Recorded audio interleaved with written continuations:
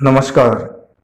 आदर्श शिक्षण संस्थान नागौर द्वारा संचालित अष्टमी कक्षा हिंदी विषय की ऑनलाइन कक्षा में आप सभी भैया बहनों का हार्दिक स्वागत एवं अभिनंदन है। पिछली ऑनलाइन कक्षा में हमने वसंत भाग 3 के द्वितीय अध्याय लाख की चूड़ियां कहानी के बारे में अध्ययन किया था। उस कहानी में बदलू नाम के व्यक्ति के बारे में हमने पढ़ा जो लाख की चूड़ियां बनाने का काम करता था। धीरे धीरे उसकी लाख की चूड़ियों को बनाने का कार्य अच्छा चल रहा था, लेकिन अचानक से ही मशीन द्वारा बनी कांच की चूड़ियों ने उसकी लाख की चूड़ियों की जगह ले ली और उसका काम धंधा ठप हो गया। काम धंधा ठप होने के कारण उसके स्वास्थ्य में गिरावट आई। लेकिन लेखक ने जब उसे बातचीत की तब लेखक को ऐसा लगा कि मशीनी युग आने पर भी उसने हार नहीं मानी। अब इस कहानी के पाठगत जो प्रश्नोत्तर है वो मैं आज आपको बताऊंगा, और उसके बाद जो अगली ऑनलाइन कक्षा होगी उसमें मैं आपको पाठ के मध्य से बनने वाले प्रश्नोत्तरों के बारे में जानकारी दूंगा। तो देखते हैं पाठ के प्रश्नोत्तर। पाठ्य पुस्तक के अभ्यास प्रश्नोत्तर।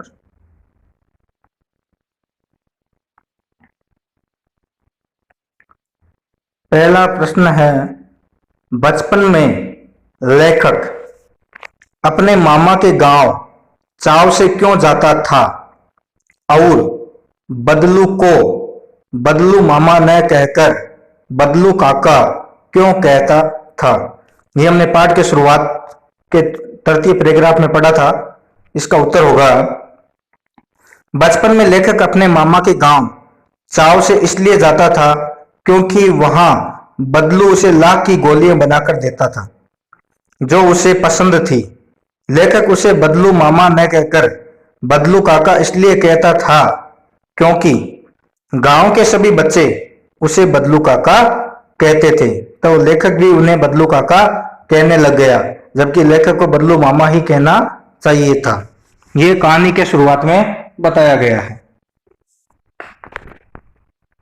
प्रश्न संख्या 2, वस्तु विनिमय क्या है? विनिमय की प्रचलित पद्धति क्या है? उत्तर, वस्तु विनिमय एक पुरानी व्यापार पद्धति है जिसमें वस्तु के बदले वस्तु दी जाती है।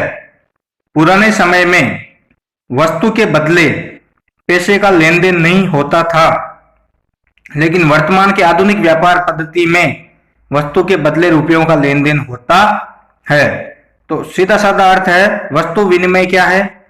किसी वस्तु के बदले वस्तु लेना, यह वस्तु विनिमय है। वर्तमान में इसकी प्रचलित पद्धति है वस्तु लेना और रुपए देना, यह अभी इसकी पद्धति चल रही है।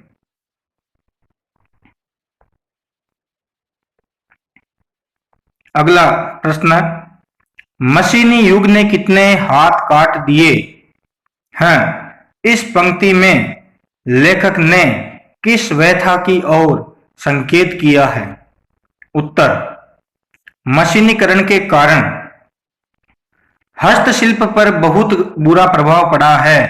हथकरघा उद्योग पर बहुत बुरा प्रभाव पड़ा है।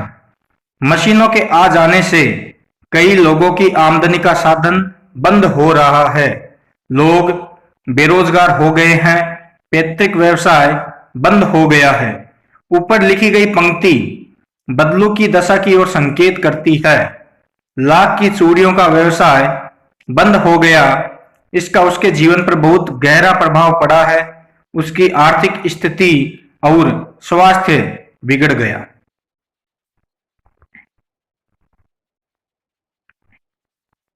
प्रश्न संख्या 4, बदलू के मन में ऐसी कौन सी व्यथा थी जो लेखक से छिपी न रह सकी?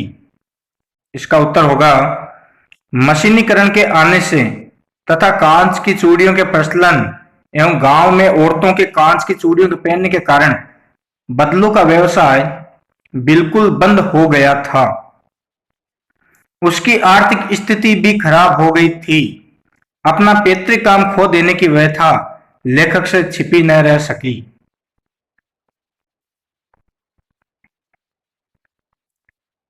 प्रश्न संख्या 5, मशीनी युग से बदलू के जीवन में क्या बदलाव आया?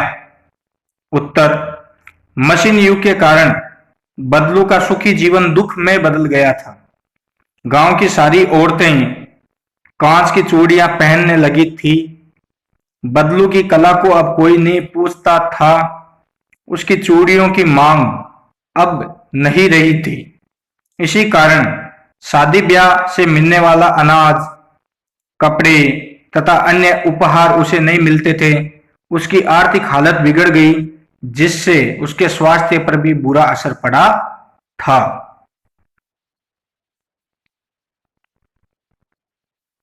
अब ये जो आगे प्रश्नोत्तर आएंगे, ये पाठ के मध्य से बने हुए हैं,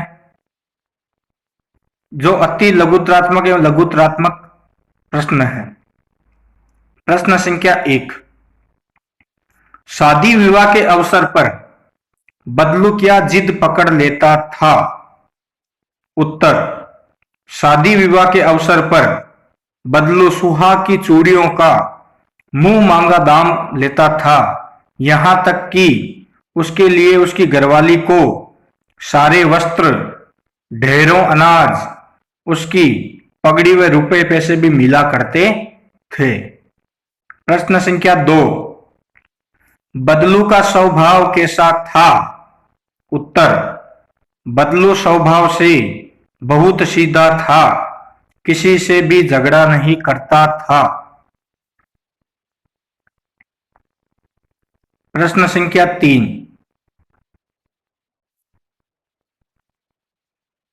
बदलू से मिलकर लौटते समय लेखक की प्रसन्नता का क्या कारण था? उत्तर, बदलू से मिलकर लौटते समय लेखक की प्रसन्नता का यह कारण था कि इतनी मुसीबत के बाद भी बदलू के मन की व्यथा उसके चेहरे पर नहीं झलक रही थी। बदलू का व्यक्तित्व कांच की चूड़ियों सा कमजोर नहीं है, वह आसानी से टूटने वाला नहीं है। बदलू को देखकर लेखक को लग रहा था कि हमें विपत्ति के समय हार नहीं माननी चाहिए, क्योंकि सुख दुख तो सिक्के के दो पहलू है।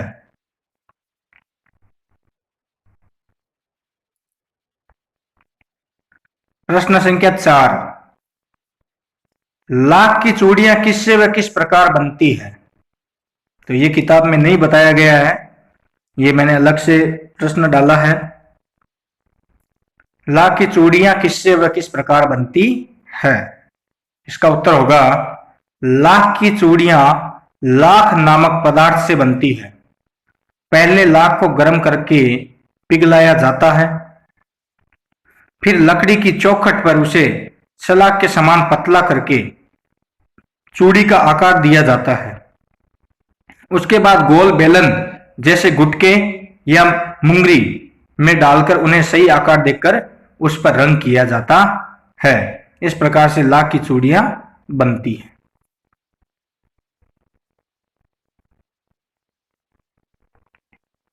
प्रश्न संख्या 5, इस कहानी से हमें क्या प्रेरणा मिलती है? हमें क्या सीख मिलती है?